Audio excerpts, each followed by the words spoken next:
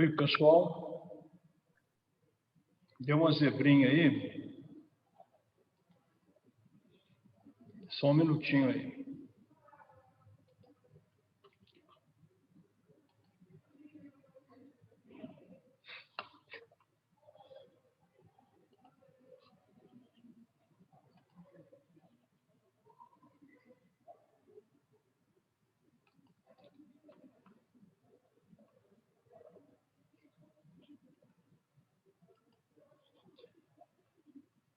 Tudo bem, pessoal?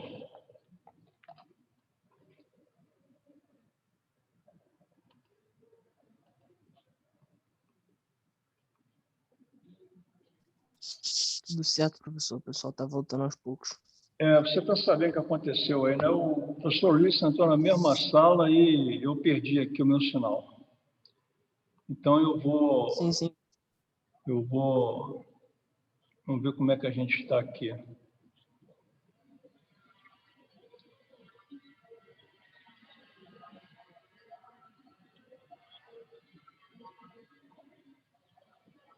Vou tentar colocar aqui, ó.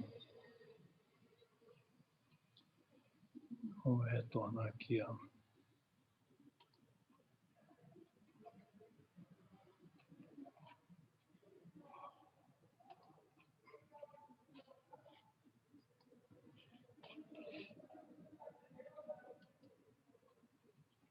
Nós falamos aonde mesmo, pessoal? Essa confusão aí, que eu nem me lembro mais. Estão ouvindo? Alô? Pessoal? Oi? Oi, professor, estamos aqui. Nós paramos aonde mesmo? Que eu voltei agora para outra sala. Eu estava falando em enfisema. Estava falando de DP. Hein? Eu acho que estava na parte de assinar distal. De enfisema assinar distal. Então, vamos lá. Muito bem. Então nós estamos aqui. Deixa eu falar uma coisa para vocês. Vou repetir de novo o enfisema, tá? Para a gente não se perder. Então, vamos lá. O enfisema, os enfisemas podem ser centro-acinar, panacinar, acinar distal ou irregular. O panacinar, já falei a vocês, ele é o centro-acinar, melhor dizendo, ele é causado pelo cigarro, ok? E então esse cigarro, ele libera, normalmente, o alcatrão do cigarro, ele induz a reação inflamatória, libera, então, hidrolases ácidas, principalmente a elastase, que destrói a fibra elástica e impede, então, do bronquíolo fazer aquele movimento, né, de dilatação e voltar à normalidade, de contração. Então, o ar entra, dilata, quando o ar sai, ele volta à posição normal. Então, com a destruição da parede do bronquíolo, a tendência é ficar dilatada. Então, vai ter uma dilatação na região, ou no bronquíolo terminal, ou no bronquíolo respiratório. Esse enfisema, então, centro-acinar, é causado pelo cigarro. Ele ocorre mais nos lobos ou na parte superior do pulmão, geralmente no lobo superior. O enfisema panacinar é também causado por destruição, né, do bronquíolo. Só que esse aqui, a etiologia é diferente. O panacinar, em vez de ser causado pelo cigarro, ele é causado por uma deficiência da alfa-1 antitripsina, que é uma proteína que bloqueia a ação da protease. Só um minutinho, por favor. Sim? Oi. Pode falar. Olha, eu não posso atender agora, porque eu estou no meio de uma reunião, tá? Tá. Desculpe, pessoal, eu pensei que fosse um telefone urgente, mas... Então, o enfisema panacinar, ele é causado por uma deficiência da alfa-1 antitripsina. Essa proteína, ela protege, então, contra a ação da elastase. Ela bloqueia a ação da elastase, impedindo, então, a destruição da fibra elástica. Essa proteína, essa deficiência, ela é causada por ou ausência, geralmente, produção da alfa-1 antitripsina, que geralmente ela é produzida no fígado. Se você tem uma lesão hepática, pode ter uma deficiência de alfa-1 antitripsina, então você liberar a ação da elastase. O enfisema acinar distal é um enfisema que ele é mais periférico, ele é subpleural, esse paraseptal. Geralmente ele ocorre na porção mais externa, junto à pleura, e dá um tipo de enfisema, esse acinar distal, que é chamado enfisema bolhoso. Esse enfisema bolhoso, ele fica na periferia do pulmão e a complicação dele, quando ele rompe, isso aqui também é causado pelo cigarro, esse acinar distal. Quando ele rompe, é fazer um pneumotórax espontâneo. Enquanto esses dois, o centroacinar e o panacinar, causam insuficiência respiratória, a pessoa fica com dispneia, fica com sibilância, esse acinar distal não, ele forma bolhas, então você não tem essa alteração da dispneia. O que acontece é que ele pode romper e, rompendo, pode fazer um pneumotórax espontâneo. E o enfisema irregular, ele ocorre geralmente em áreas de cicatrizes pulmonares. Pacientes com tuberculose ou pacientes com doenças pulmonares cicatriciais fibrosantes pode fazer esse enfisema irregular, também chamado paracicatricial, que ele fica ao lado de cicatrizes. Então, são 4 tipos de enfisema. O mais comum é esse aqui, o centroacinar, causado pelo cigarro, e o segundo mais comum é o bolhoso, que pode dar essas bolhas subpleurais, o enfisema acinar distal. Esse primeiro e esse terceiro são causados por cigarro, por fumo. O panacinar não, é deficiência de uma proteína, alfa-1 antitripsina, que protege, então, a contração da elastase. Aqui, então, nós vamos ver o enfisema. O enfisema, como é que ele é caracterizado? Para a formação desses espaços bolhosos, em maior ou menor tamanhos diferentes. Por exemplo, isso aqui é lobo superior do pulmão.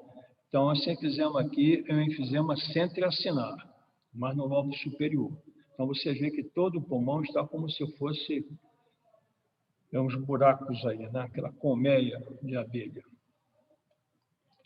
Esse aqui é um enfisema diminuto, você está vendo pequenas áreas enfisematosas, não está tão exuberante quanto aquele lá, mas também está totalmente cheio de pequenos buraquinhos. Isso aqui vai aumentando com o tempo. Isso aqui, dependendo da localização, pode ser ou centroacinar ou panlobular, ou panacinar. Esse terceiro aqui é o enfisema bolhoso. O enfisema forma essas bolhas subpleurais, geralmente nos lobos superiores. E essa bolha rompendo pode causar pneumotórax espontâneo. Você vê que esse lobo aqui inferior está relativamente preservado, só vendo uma pequena bolha ali. Mas se a gente olhar, tem várias bolhas aí, né, subpleurais. Então, isso aí é enfisema distal, acinar distal ou paraseptal. Aqui, como é que a gente vê o enfisema na microscopia? Então, você vê a dilatação, né, dos alvéolos, lesão, né, do bronquíolo, e às vezes também você lesa e destrói também a parede alveolar, porque o ar fica retido aqui, aquilo vai tendo uma hiperdistensão desses alvéolos aqui. Ok? Então, quer dizer, o ar entra, mas não sai. Então, você tem um aumento do ar residual. O paciente fica querendo inspirar, falta de oxigênio, às vezes nem deita direito, fica sentado, porque ele tenta inspirar e não consegue, o oxigênio não entra. O ar residual segura, está cheio de gás carbônico aqui. Isso aqui é uma bronquite crônica. O que é uma bronquite crônica? Bronquite crônica é uma definição clínica. A bronquite crônica ela é definida como tosse copiosa, com muita exsudação, né? Muito catarro, por 3 meses, essa tosse copiosa, às vezes com dispneia do paciente, e num período mínimo de 2 anos. Então, você só consegue fazer diagnóstico de bronquite crônica num paciente depois de 2 anos de acompanhamento. Então, ele tem que ter uma tosse copiosa, né? Cheia de escarro, cheia de muco, num período de 3 meses, por um período de 2 anos, mínimo de 3 meses em 2 anos. Então, essa é a definição da bronquite crônica. Bronquite essa que é causada também pelo cigarro. É aquele paciente que levanta de manhã, um fumante inveterado, levanta e começa a tossir e começa a escarrar. Sai uma secreção abundante do pulmão na tosse dele. Então, isso aí é a definição de bronquite. É também irritação da mucosa, reação inflamatória da mucosa, congestão dos vasos e grande quantidade de muco sendo liberada aqui na luz do brônquio. Bronquite crônica. Não é bronquite asmática, não, é bronquite crônica. Já a asma é diferente. A asma é uma doença de fundo imunológico. Geralmente, a asma ela é dada por reação do tipo de hipersensibilidade do tipo 1, em que você tem, né, o acoplamento do antígeno, anticorpo, complemento e liberação de quê? Liberação de muco também, né, pelo brônquio, e constricção muscular. Então, o músculo liso do brônquio fica contraído, fecha o brônquio, você tem, então, a asma brônquica. Essa asma, ela pode ser, na verdade, ela pode reverter, ou o paciente pode evoluir para o chamado estado de mal asmático, né, com crises repetidas de asma e depois pode entrar em estado de mal asmático e até morrer. Ele não consegue reverter aquele estado da asma. Isso aqui, essa imagem, é de um molde de muco dentro da árvore brônquica em caso de asma. Então, o asmático, ele, ao mesmo tempo que ele contrai o brônquio, o músculo brônquico, também secreta muito muco, então forma molde de muco. Às vezes o paciente está com asma, estado de mal asmático, e de repente ele tosse e libera esse molde de muco aqui. É como se fosse uma árvore brônquica moldada. Terceira doença obstrutiva crônica é a chamada bronquiectasia. O que é bronquiectasia? O nome está dizendo, é dilatação permanente dos brônquios com destruição da parede. Então, você tem dilatação dos brônquios com destruição da parede, é a chamada bronquiectasia. O diagnóstico da bronquiectasia é o seguinte: esses pacientes, os brônquios, quando você examina o pulmão, eles não vêm até a periferia, até a área próxima à pleura, você não vê brônquio. Quando você vê brônquio dilatado em área próxima à pleura, então, nós temos a bronquiectasia.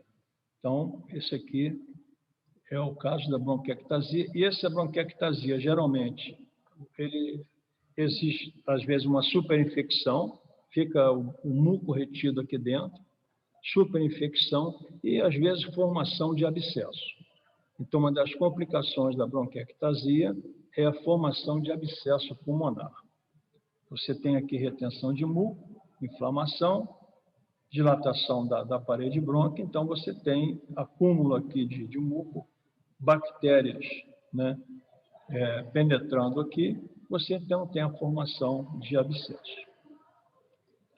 Aqui, por exemplo, é um abscesso pulmonar de uma bronquiectasia. Então, o paciente, às vezes, faz abscesso pulmonar na bronquiectasia ou, às vezes, em casos de pacientes alcoólatras que aspiram conteúdo de vômito, conteúdo gástrico que ele vomita, ele aspira, então ele pode fazer uma lesão pulmonar tipo abscesso pulmonar e também bronquiectasia. Vamos falar agora nas pneumonias. Pneumonia é uma inflamação, né, do pulmão, quase sempre ou bacteriana, ou fúngica, ou viral. Então, nós temos aí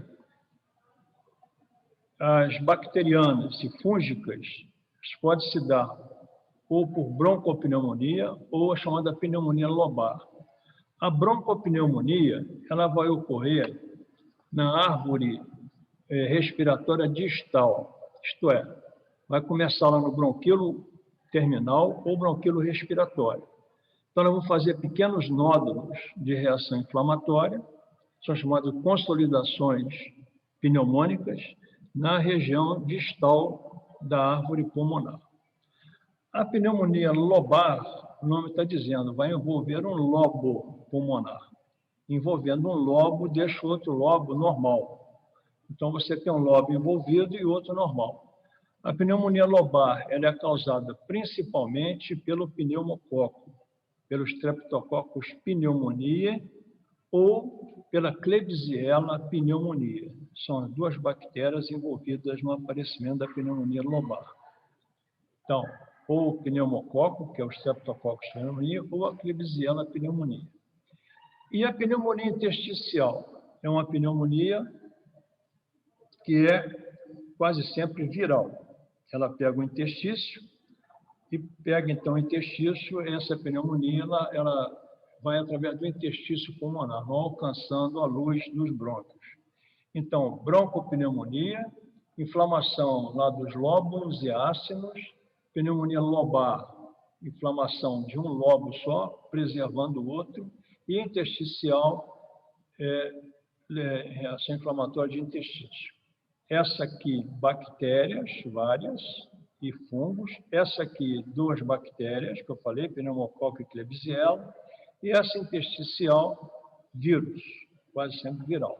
Então, as pneumonias causadas pela gripe quase sempre são intersticiais. Como é que a gente vai ver a pneumonia, a broncopneumonia? Então, a broncopneumonia, ela vai dar consolidação de áreas focais no pulmão. Essas áreas focais, elas podem ficar isoladas ou então elas podem se juntar, se coalescer, dando, então, a broncopneumonia. Aqui a gente vê uma imagem melhor. Então, a broncopneumonia são consolidações focais do parênquima pulmonar, geralmente começando ou no lóbulo ou no ácido, e aí ela vai se espalhando.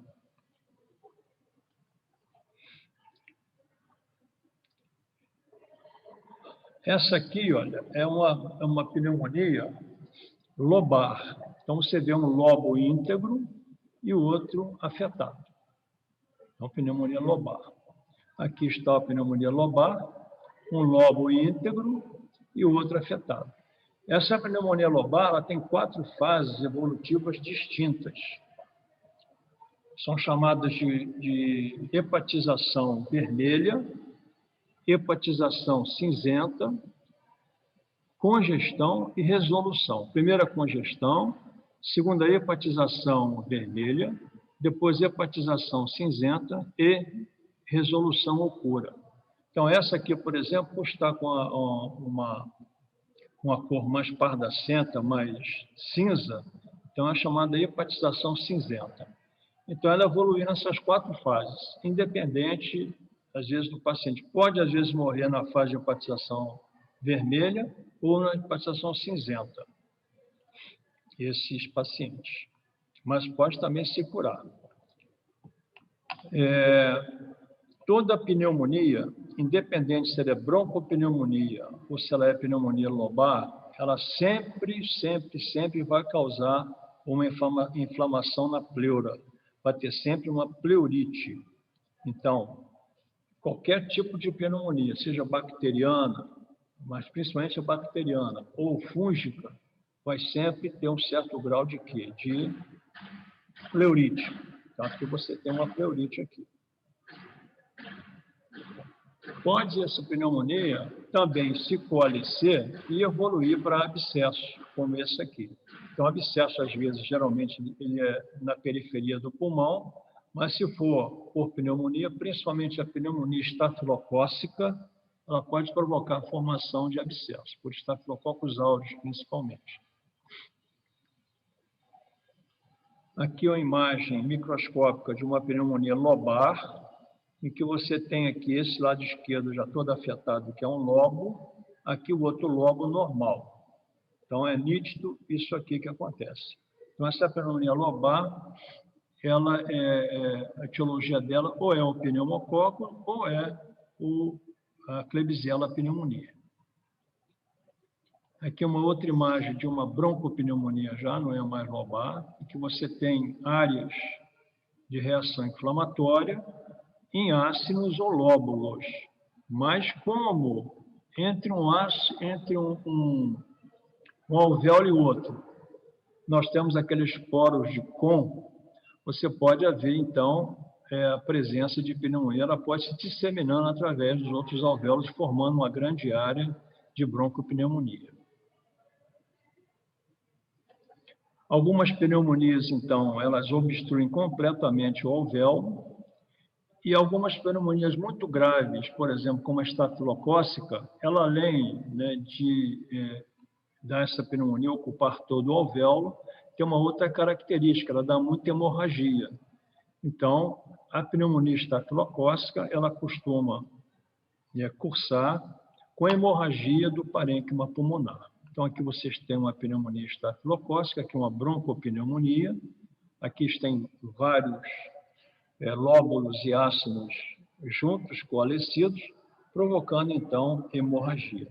Quando o patologista vê uma área de broncopneumonia com hemorragia igual a essa, ele logo pensa em pneumonia estafilocócica. Aqui é uma pneumonia, broncopneumonia, um alvéolo, uma área central de necrose e aqui colônias bacterianas, nessa região aqui. Aqui uma pneumonia por fungo.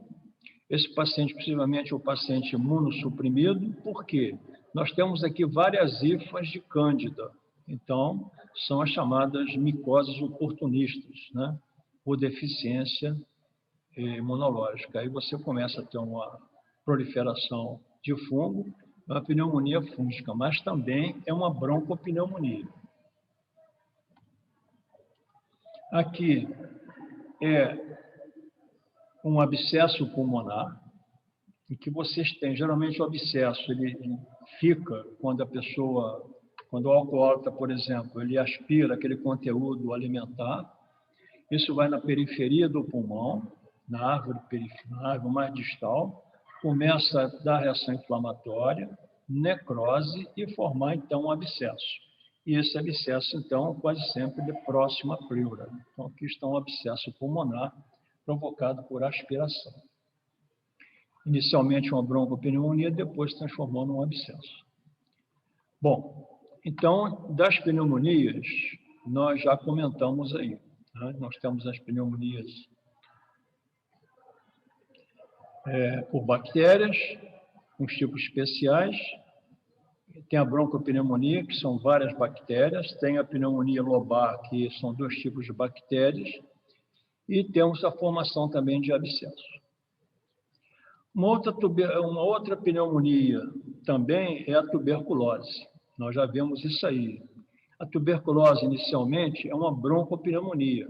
É uma pneumonia crônica, é uma doença crônica, mas é uma broncopneumonia, que ela afeta os lóbulos e ácidos e vai, então, se disseminando do pulmão.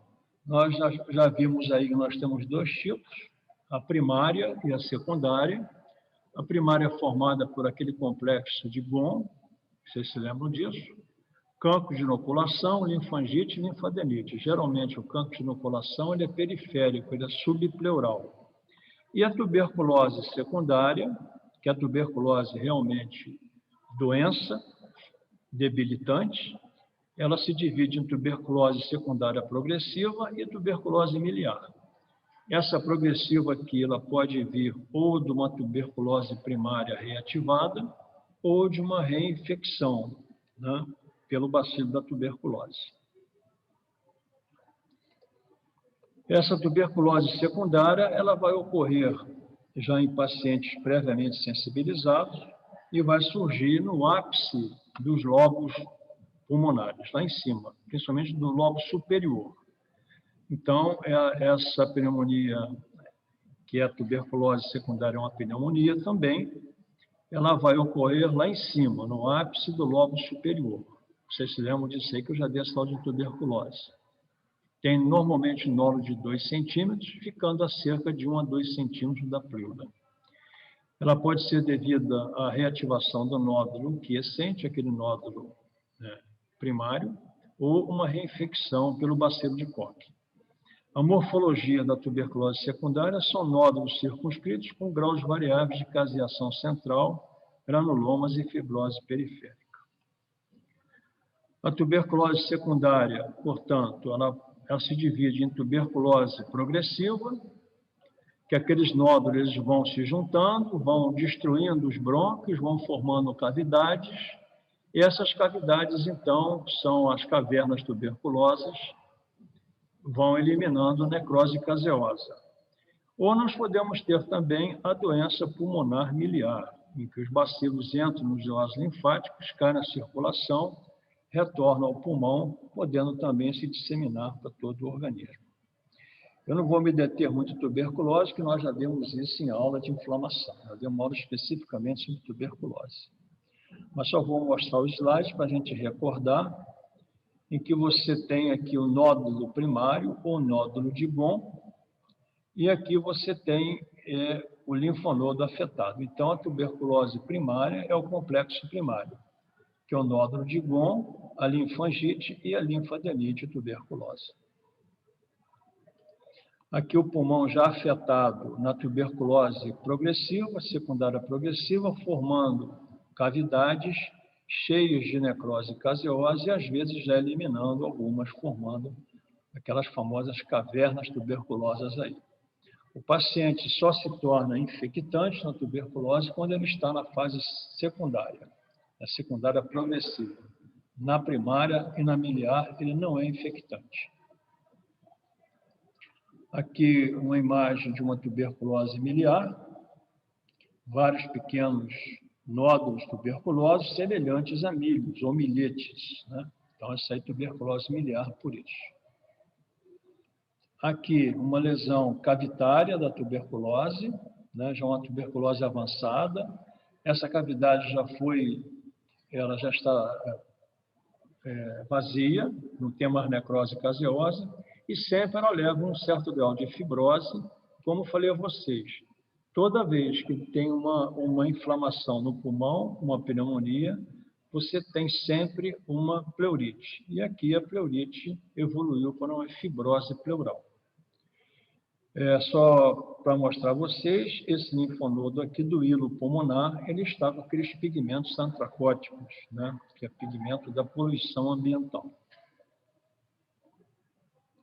Só a imagem radiológica para a gente recordar,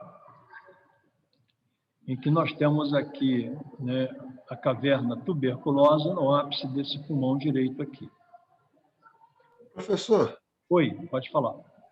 Por que a antracose desse pulmão aí que você mostrou? Ali embaixo também esses pontinhos pretos também é antracose? Isso tudo aqui é antracose. Tudo isso aqui. Ah, entendi. Isso aqui porque o que acontece com a antracose? Daqui a pouco eu vou mostrar alguma coisa de antracose quando eu falar sobre pneumoconiose. Aspira-se, né, o carbono, o carvão de motor a combustão, e ele vai, então, precipitar lá no alvéolo. Os macrófagos residentes fagocitam, então vai ficar aquilo preto, ele não vai ser reabsorvido. Então, como tem uma drenagem linfática muito rica o pulmão, esses linfáticos lá da periferia vão carregar isso aqui até o linfonodo hilar. Então, o pulmão de uma pessoa de cidade com muita antracose sempre tem esse aspecto aqui, áreas enegrecidas, ok? E também linfonodos hilários enegrecidos, tá bom? Então, vamos em frente aqui. Beleza, obrigado, professor. Nada, tranquilo.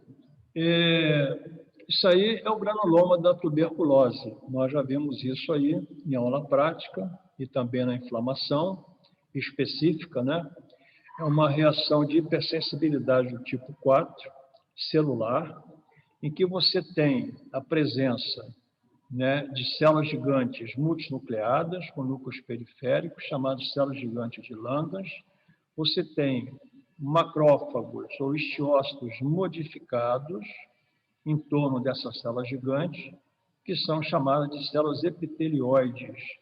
E externamente você tem uma área de infiltração linfocitária. Então, o granuloma é constituído por células gigantes multinucleadas, né, células epitelioides e uma área de linfócitos em torno, podendo esses granulomas acontecer ou aparecer a chamada necrose caseosa. Então, a tuberculose ela pode ter muito granuloma, né? É a chamada tuberculose produtiva, em que o paciente tem boa resistência, ou, se ele tiver baixa resistência, não produz células, não há aparecimento de células gigantes, nem de células epitelioides, e sim necrose caseosa. Então, os pacientes aidéticos, já conversei isso com vocês, eles quase sempre não fazem uma tuberculose com padrão granulomatoso, com granulomas. Eles fazem mais com padrão de necrose caseosa, que é esse caso aqui. Então, aqui nós temos uma necrose caseosa e aqui uma reação inflamatória com presença de células epitelioides, macrófagos, etc., mas com poucas células gigantes. Predomina muito a necrose caseosa em pacientes imunossuprimidos. Aqui é uma pneumonia intersticial, em que nós temos o espessamento do interstício, né, dos septos pulmonares, então infiltrado geralmente de vírus é linfócito. Então você vê que a luz está relativamente preservada. Normalmente, quando se tem uma pneumonia viral ou intersticial, pode haver uma superinfecção bacteriana e de uma pneumonia intersticial ela pode evoluir para uma broncopneumonia. Então, isso não está afastado, mas a intersticial quase sempre é viral. Então, tem esse padrão aqui. Ela preserva a luz dos alvéolos. Aqui um outro tipo de pneumonia viral. Esse aqui já não é daquele tipo intersticial, é um vírus específico, que é chamado citomegalovírus. Então, vocês veem aqui o citomegalovírus parasitando os macrófagos, isso aqui é um alvéolo, né, os macrófagos residentes, e ele faz uma inclusão intranuclear com a área clara em torno daquela inclusão. Então, isso é o chamado citomegalovírus. Isso aqui é uma inclusão viral. Essa área mais escura aqui é arredondada. Então, ele parasita dentro do núcleo da célula do macrófago. Então, o citomegalovírus tem esse aspecto aí. Outro tipo de pneumonia também viral é a chamada pneumonia pelo vírus sincicial. Isso aqui são vírus diferentes. Ele, em vez de pegar só o interstício, como aquela pneumonia intersticial viral comum, ele leva ao aparecimento do macrófago dentro do alvéolo.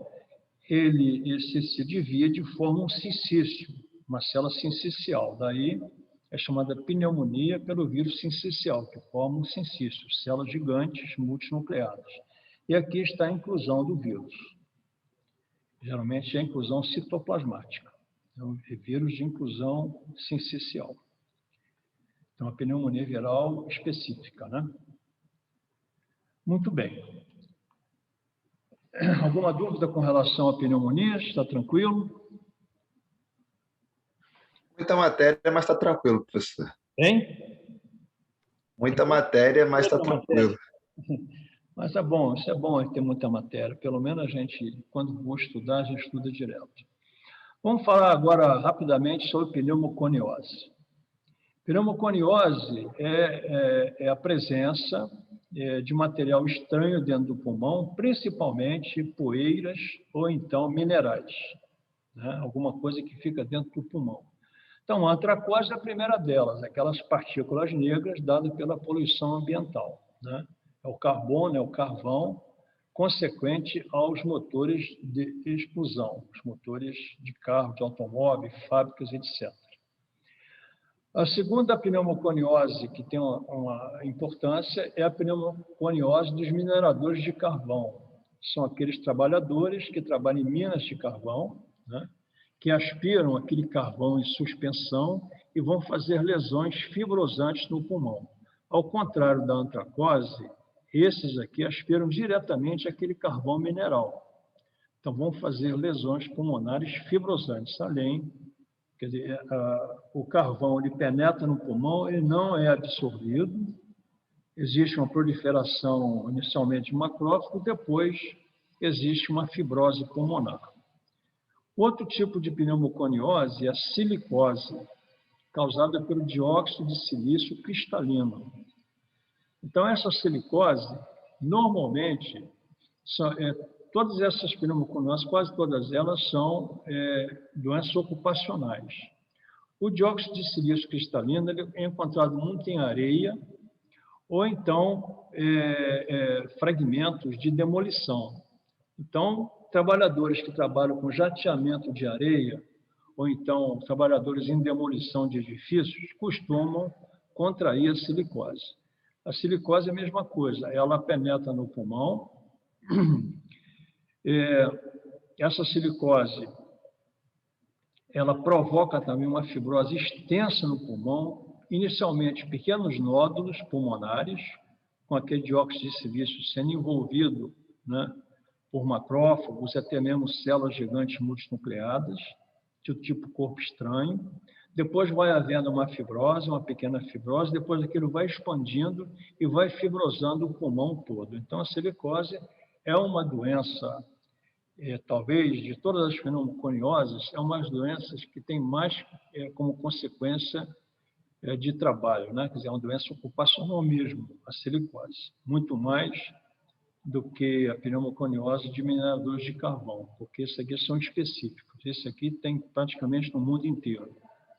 Então, volto a repetir, pessoas que trabalham com jateamento de areia, pessoas que trabalham em demolição, que também aspira aquele material de demolição, pode contrair silicose. A asbestose. O asbesto é o silicato hidratado cristalino. Então, o asbesto, ele normalmente, ele é consequente ao uso, principalmente em material de proteção, por exemplo, de proteção térmica, etc. Então, esse silicato também, a pessoa, ele aspira aquele asbesto, e esse asbesto, normalmente, ele fica também na árvore distal, provoca reação inflamatória e provoca também, ele se coloca muito na periferia do pulmão, próximo à pleura.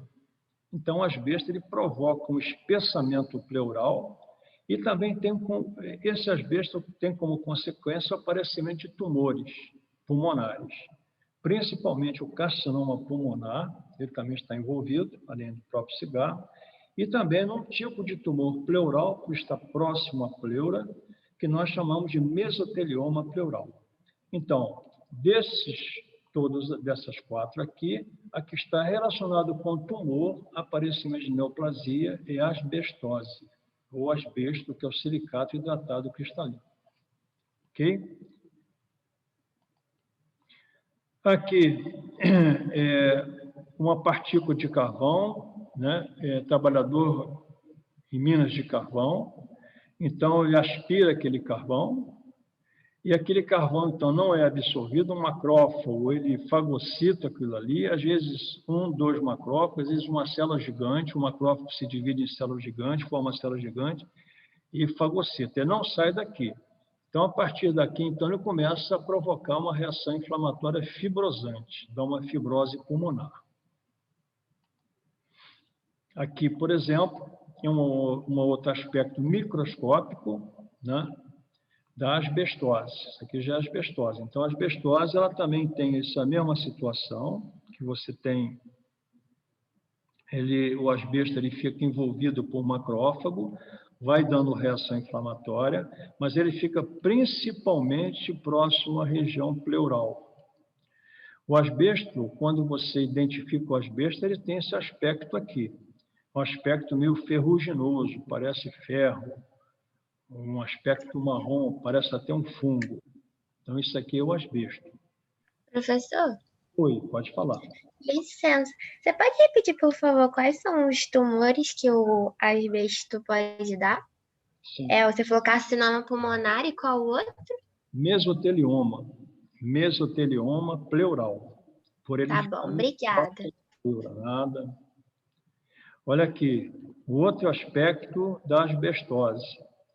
O asbesto chega muito próximo à pleura, provoca uma fibrose pleural. Quase sempre o paciente tem uma situação restritiva.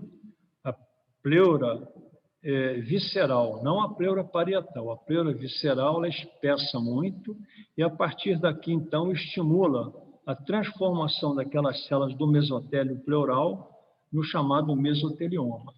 Então, começa por aqui. Lá no carcinoma é por estar próximo também aos bronquíolos. Então, pode haver também carcinoma. Mas as duas neoplasias é carcinoma e mesotelioma. Ok? Bom, vamos falar então agora sobre neoplasias pulmonares. Para a gente encerrar, para não ficar com tanta matéria assim. Vamos lá então. Câncer de pulmão. Então, câncer de pulmão, a gente tem sempre uma relação íntima, né, com o cigarro. Mas aqui eu vou falar de câncer de pulmão, mas inicialmente eu vou falar sobre um tumor que não é maligno. É esse aqui, ó, chamado amartoma pulmonar.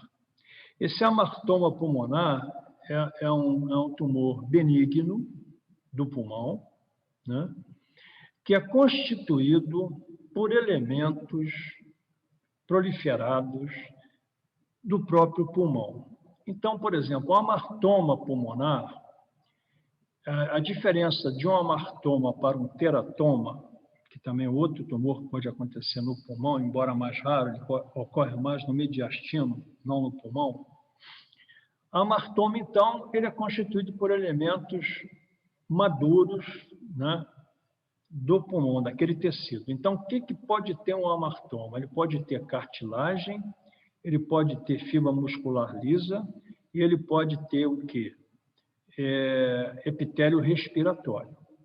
Então, se você tiver esses três, então é um amartoma. Agora, e o teratoma? Qual a diferença? O teratoma é uma neoplasia benigna ou não, vai depender do aspecto microscópico. O teratoma ele pode ser benigno ou maligno, constituído por tecidos de células germinativas de várias linhagens.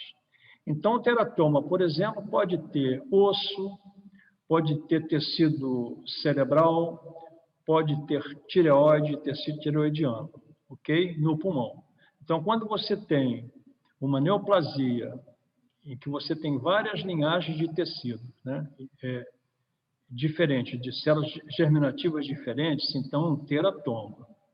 Quando você tem tecidos também, mas que ocorre só naquele órgão, então é um amartoma. No pulmão, mais comum é um amartoma. Ele é uma lesão, geralmente é nodular, é um nódulo pulmonar, quase sempre na região central, que tem um aspecto radiológico chamado sinal da moeda, parece uma moeda. Então, isso é um amartoma pulmonar, ok? Lesão benigna que não evolui para câncer. Eu só cito isso aqui, o amartoma, porque é uma lesão relativamente frequente no pulmão. Bom, das neoplasias malignas, então, que são essas aqui as próximas, com exceção, talvez, desse tumor carcinoide, que eu vou falar depois, são essas aqui as principais. O primeiro deles é o carcinoma epidermoide espinocelular, ou carcinoma das células escamosas. Esse tumor, ele pode geralmente Geralmente, ele acontece na região central do pulmão, próximo ao hilo pulmonar, e ele ocorre principalmente nos brônquios principais. E ele é devido quase sempre à ação do cigarro, ação do alcatrão. E esse carcinoma epidermoide espinocelular, ele sempre começa naquela fase evolutiva, né? Você tem primeiro o epitélio brônquico com uma metaplasia escamosa, depois você vai ter a displasia para finalmente chegar ao carcinoma. Então, tem uma progressão. Primeiro, o epitélio brônquico, por ação do cigarro, vai se transformar metaplasia, transformando o epitélio escamoso. Depois, o epitélio escamoso vai ter displasia, vai ficar displásico e, finalmente, vai ficar neoplásico. Detalhe, não há como você fazer, às vezes, um diagnóstico precoce desse carcinoma epidermoide na fase de displasia ou na fase de metaplasia. Às vezes você não consegue, porque não dá muita sintomatologia. E fica ali, mas não tem, a não ser que ele irrite muito e dê. O paciente começa a tossir, faz lá uma broncoscopia e você vê uma área de displasia ou mesmo de metaplasia. Então, o carcinoma epidermoide é um tumor, às vezes, silencioso, que ocorre nos brônquios principais, cresce muito e tem uma característica, esse tumor. O crescimento dele vai levar quase sempre a uma necrose central. Então, esse tumor quase sempre tem uma necrose no centro, uma necrose isquêmica. Não tem muita vascularização, então você provoca uma necrose isquêmica. Então, você tem uma área, às vezes, de necrose, que aparece no raio-x como uma área vazia, às vezes. Bom, então, o epidermoide é um carcinoma que ele ocorre na região central do pulmão, próximo ao hilo pulmonar, lá nos brônquios, formando, às vezes, uma cavidade por necrose, a cavidade central por necrose. Uma outra coisa interessante, os tumores pulmonares, quase todos eles, dependendo, alguns sim, outros mais, outros menos, dão umas síndromes chamadas síndromes paraneoplásicas. O que é isso? São síndromes que acontecem no paciente, que, na verdade, são síndromes quase sempre endócrinas ou não, provocadas pelo tumor. Então, por exemplo, o carcinoma epidermoide espinocelular, ele produz, por exemplo, um paratormônio. Então, esse paratormônio vai elevar os níveis de cálcio.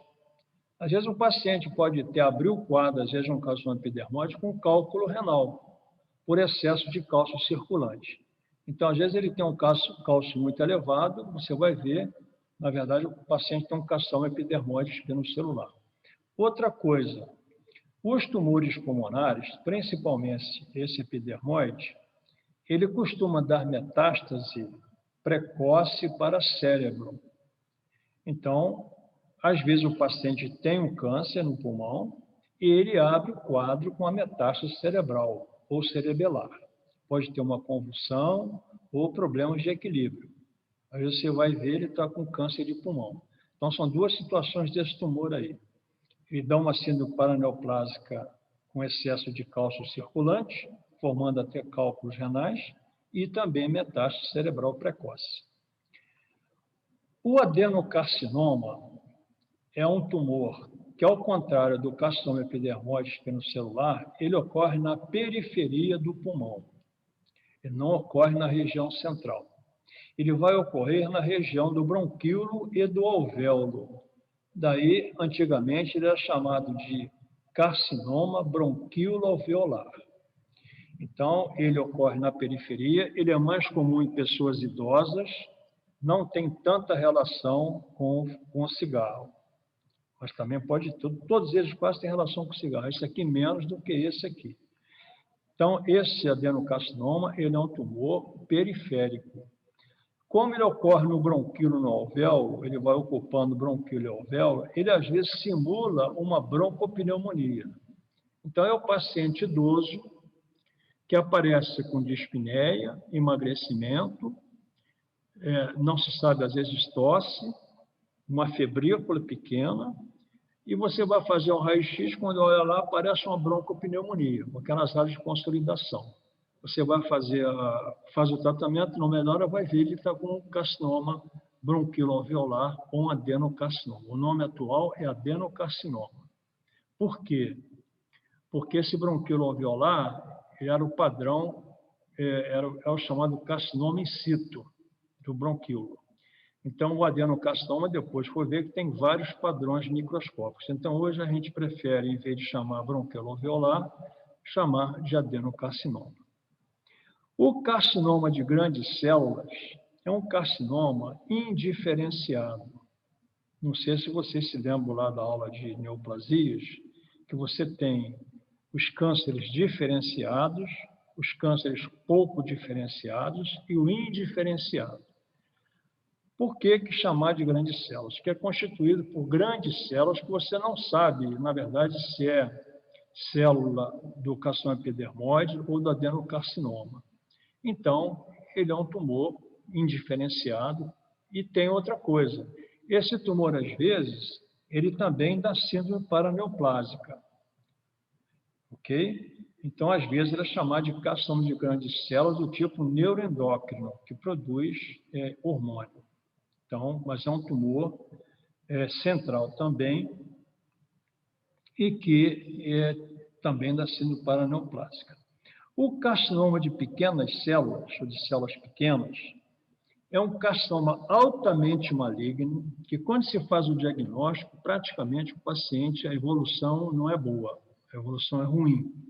Enquanto esses aqui você consegue tratar, esse aqui não responde a tratamento. Esse de células pequenas também, ele provoca síndromes paraneoplásicas com produção de hormônios, né? Daí é chamado de tumor neuroendócrino. O tumor carcinoide é um tipo de tumor também que é constituído por células neuroendócrinas chamadas células argenta-afins. Esse tumor carcinoide, quando ele também dá uma síndrome paraneoplásica com produção de hormônio, mas, na verdade, ele produz mais aminas vasoativas, que é histamina e serotonina. Então, esse tumor, quando ele é funcionante, ele produz histamina e serotonina. Então, ele é responsável pela chamada síndrome do carcinoide. O que é isso? O paciente tem hipotensão arterial, o paciente tem diarreia, a ação da histamina no intestino, e o paciente também tem faces avermelhada, face espletórica avermelhada. E mais, às vezes, nesse paciente, um quarto componente é uma estenose da válvula tricúspide, não da mitral, ou estenose da válvula pulmonar. Então, você tem lesão no coração direito, no tumor carcinoide. Por que no coração direito? Porque no pulmão, a histamina e serotonina são metabolizadas. Então, o carcinoide é liberado, passa na circulação, lesa o coração direito, e quando chega no pulmão, o quê? A histamina ela é metabolizada e não lesa o coração esquerdo. Ok? Então, a lesão acima do carcinoide é lesão no coração direito só. E, finalmente, o mesotelioma. Esse tumor é aquele tumor da pleura, é um tumor maligno, né, relacionado com asbesto, com asbestose. Ok? Então, esses aí são os tumores malignos do pulmão. Entendendo aqui, vamos só repetir, o epidermoide espinocelular ele é central, próximo ao hilo, o adenocarcinoma periférico, lembra até uma broncopneumonia, o de grandes células e de pequenas células também são centrais. Eu só esqueci de falar uma coisa. Esse de pequenas células aqui ele tem uma característica. Ele cresce na parede, ao longo da parede brônquica. Daqui a pouco eu vou mostrar para vocês a imagem aí. O tumor carcinoide é um tumor também central, pequeno até, pode crescer, mas normalmente ele é pequeno. E se ele for funcionante, ele dá síndrome do carcinoide. Um outro detalhe, esse tumor carcinoide, nós não sabemos, olhando o tumor, nós não sabemos se é um tumor benigno ou maligno. Tanto é que hoje se classificam em carcinoide típico e carcinoide atípico. Quando é típico, geralmente é benigno. Quando é atípico, algumas alterações, então ele pode ter um comportamento maligno, mas nós não sabemos o comportamento dele. E também esse tumor, ele pode ou não produzir, ser funcionante, melhor dizendo. Ok? E o mesotelioma é um tumor da pleura, tumor maligno da pleura também. Então, vamos a algumas imagens aí. Isso aqui, pessoal, é o amartoma. Então, olha só, o amartoma, ele tem cartilagem, ele tem tecido conjuntivo, tem fibras musculares e tem epitélio brônquico. Vários epitélios, como se fosse uma área de fístula, como se fosse uma fistulação. Então, na verdade, esse tumor é um tumor circunscrito, benigno, que tem um aspecto do sinal da moeda na radiologia. Aqui, um carcinoma epidermoide espinocelular, tumor central, brônquico. Ele pode tanto crescer obstruindo o brônquio, aqui vocês veem a carina, né? Aqui a traqueia, o brônquio direito e o brônquio esquerdo. Então, ele pode crescer para dentro da luz do brônquio, obstruindo o brônquio, ou pode crescer para fora. Ok? Quando ele obstrui, então, normalmente ele provoca uma atelectasia do pulmão que está sendo obstruído aqui. Né? Então, esse é o tumor, é o carcinoma epidermoide. Às vezes, quando ele cresce muito a partir do brônquio, pode ter um crescimento, ele provoca a necrose e forma, às vezes, essas áreas como se fosse um cisto, as cavidades no tumor. Então, o tumor no raio-x que tem uma cavidade é carcinoma epidermoide. Essa cavidade é consequente aqui, a necrose tumoral, por isquemia.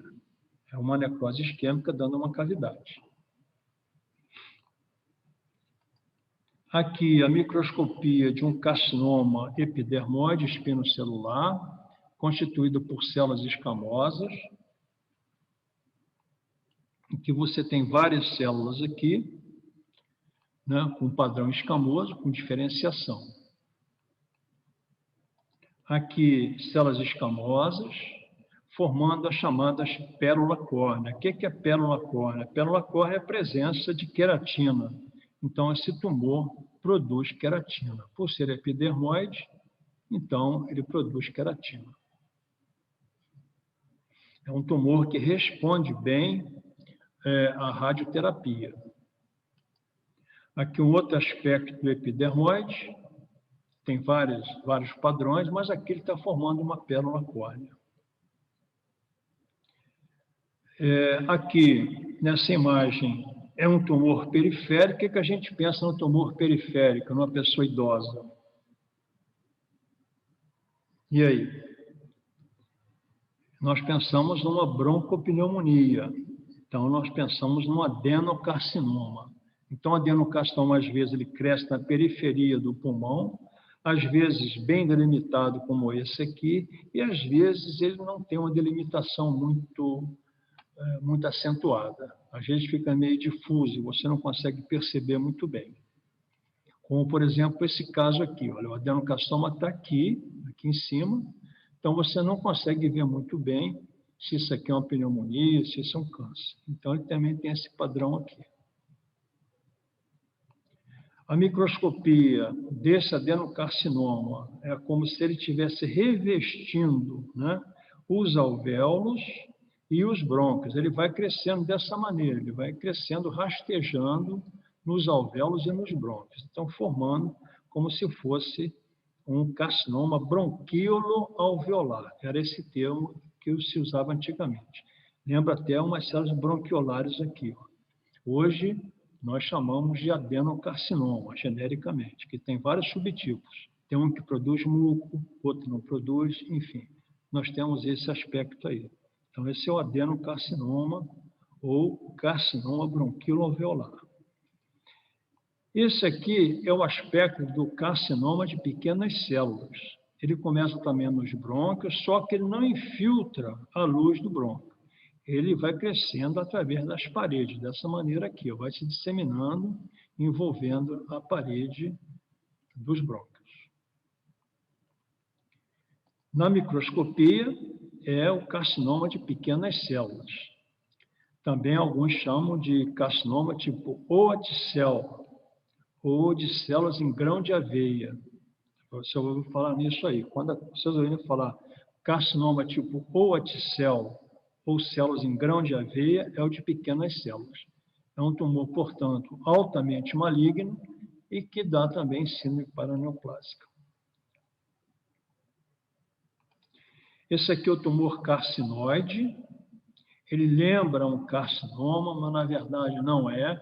Às vezes, esse aqui, por exemplo, é um carcinóide atípico. Vocês veem que os núcleos estão muito aumentados, não estão tão regulares.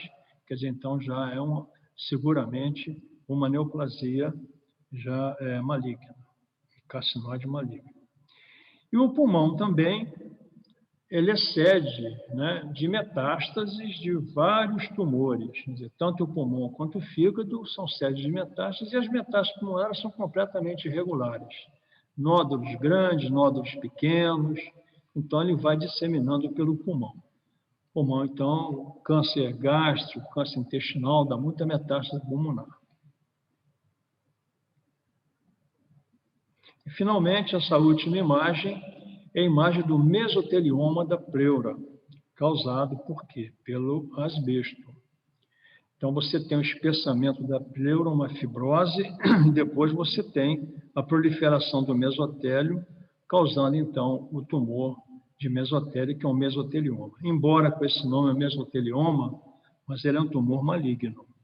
Ele vai envolvendo o pulmão, comprimindo o pulmão, dando uma síndrome restritiva no pulmão.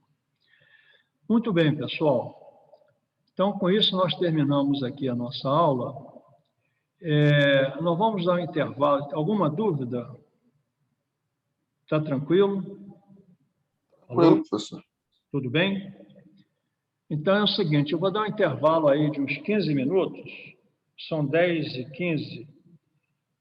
Aliás, eu vou fazer o seguinte, eu vou dar 10 minutos para vocês colocarem aí o nome no chat, que é para a gente depois dar a frequência, ok? Não sei se vocês já colocaram, mas eu vou dar 10 minutos para colocar o nome aí no chat, e mais 10 minutos, depois eu fecho essa aula, e depois mais 10 minutos a gente começa a outra aula do Carlos Henrique, tá bom? Combinado? Beleza, professor. Então, tá bom. Então, são 10h15. Eu acho que 10 minutos é muita coisa. 5 minutos, acho que dá para todo mundo colocar o nome no chat aí, né? Então, 10h20, eu vou fechar a aula. E 10h30, a gente entra na segunda aula. Tá bom? Então, estou aguardando aí o chat e depois eu vou fechar.